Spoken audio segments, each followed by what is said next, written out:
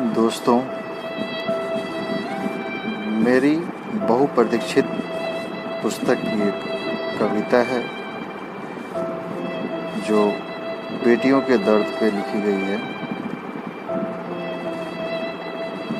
मैं आपके सामने प्रस्तुत कर रहा हूँ, सुनिएगा।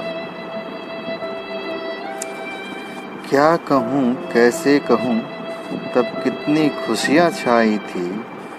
क्या कहूँ कैसे कहूँ, तब कितनी खुशियाँ छाई थी, जब घर आंगन महकाने बिटिया रानी घर में आई थी। जब जब वह कोलाहल करती, एक गजब सी हलचल होती थी। घर आंगन गमगीन सा लगता, जब दहाड़ वह रोती थी। जैसे जैसे उसका यौवन और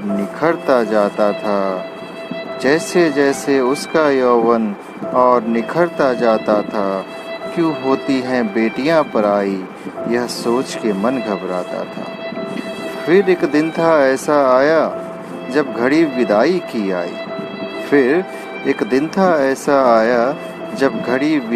की आई। सोचा पति है श्री रामचंद्र और सास है कौशल्या माई। सास बहू का रिश्ता जैसे माँ बेटी सा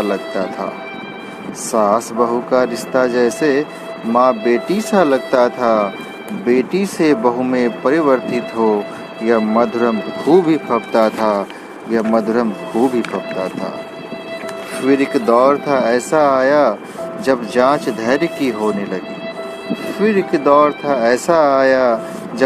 धैर्य की होने लगी। रजनीगंधा सी लाडो मेरी, जब सुबक के रोने लगी। क्यों होता है अक्सर ऐसा, आर्या ही परीक्षा देती है। कितनी भी कर लो सबकी फिक्र, दुनिया बस शिक्षा देती है। क्यों राम और कौशल्या माई ही अक्सर पूजे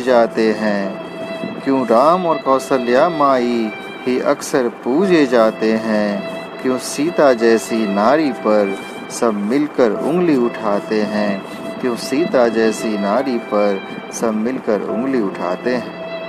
वह युग त्रेता था, यह कलयुग है, अब कोई परीक्षा नहीं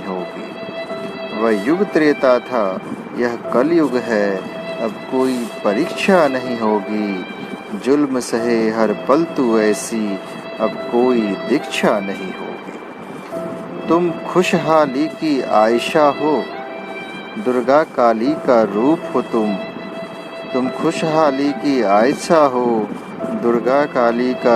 हो तुम। कल कल बहते झरनों की तरह सुंदर पुलकित संगीत